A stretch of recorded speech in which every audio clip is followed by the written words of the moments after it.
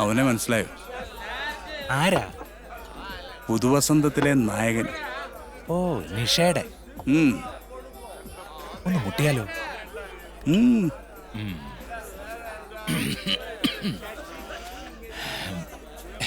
പുതുവസന്തത്തിലെ നായകനല്ലേ? എനിക്കറിയാം. ഒരു റിപ്പീറ്റ്. ഡേ, സാറിനൊരു പെഗ് കൊടുക്കടേ. എന്റെ കൊച്ചനെ, നിങ്ങളെ പോലൊരു ഭാഗ്യവാനെ ഞാൻ എന്റെ ജീവിതത്തിൽ കണ്ടിട്ടില്ല. ആ നിഷയുടെ കൂടെ സിനിമയിൽ അഭിനയിക്കുകയും ചെയ്തു, അവളെ തന്നെ കൂടെ പൊറിപ്പിക്കുകയും ചെയ്തു. അതെ, ഞാനൊരു തനി അച്ചായന, വേറെ വേഷം ഒന്നും വിചാരിക്കണ്ട. അവളുടെ പൊക്കിള് കണ്ട അന്ന് പോലും തുടങ്ങിയതാ. ഒരേ ഒരു രാത്രി ഞങ്ങൾ രണ്ടുപേരും മാത്രം. ആശാൻ പറ, എന്നാ വേണം?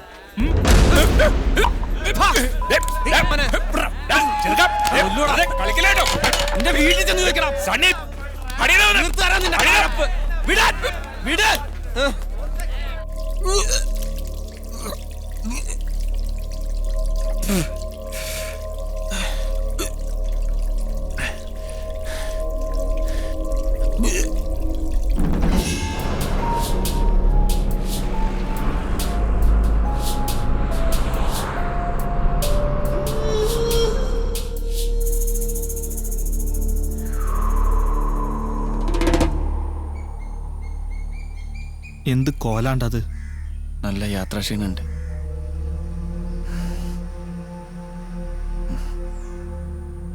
എൻ്റെ ഉമ്മ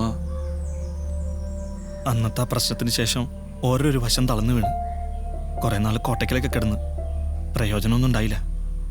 പിന്നെ പടച്ചോന് തോന്നിയിട്ടുണ്ടാവും ഇങ്ങനെയായിട്ട് ബുദ്ധിമുട്ടിക്കണ്ടെന്ന്.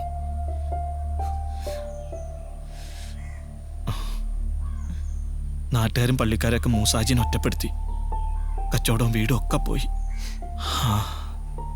ഒരു മനുഷ്യായുസില് ഇതീ കൂടുതലൊക്കെ എന്തനുഭവിക്കാനാ?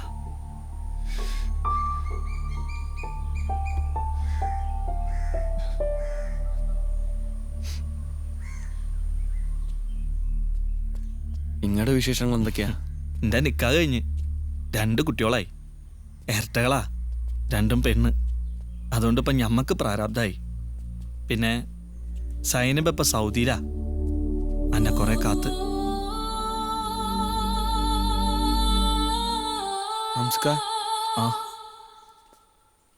എനിക്ക് നിങ്ങളുടെ കുട്ടികളെ ഒന്ന് കാണണമെന്നുണ്ട്. ഇപ്പം വേണ്ട നജീബേ, ആ നാട്ടിലേക്ക് അന്നേം കുട്ടി പോവാച്ചാ അത് ശരിയാവൂല. നിങ്ങളുടെ ഭാര്യ എന്നെ തിരിച്ചറിഞ്ഞ പ്രശ്നമല്ലേ? ഛേ, അതുകൊണ്ടല്ലടാ. നിങ്ങൾ കുട്ടികൾക്ക് എന്തെങ്കിലും മേടിച്ചു കൊടുക്ക്. ഏയ് വേണ്ട. എന്തിനാണ്ടാ? ഇത് വെച്ചോ. വേണ്ടാന്ന്. നിങ്ങൾ പോയിക്കോ, ഞാൻ വിളിച്ചോളാം.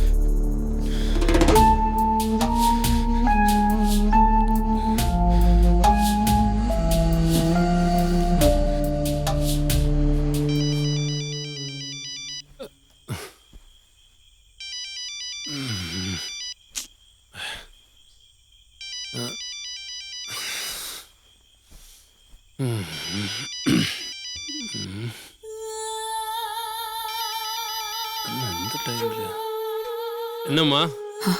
അണ്ണാ, നജീബ് വന്നിരുന്നു അവിടെ? ഇല്ലമ്മാ, എന്നാச்சு? നജീബിനെ വിളിച്ചിട്ട് ഫോൺ എടുക്കുന്നില്ല. நீங்க டென்ஷன் ஆகாதம்மா, நான் ட்ரை பண்ணி திரும்பி கூப்பிடுறேன். கண்டிப்பா.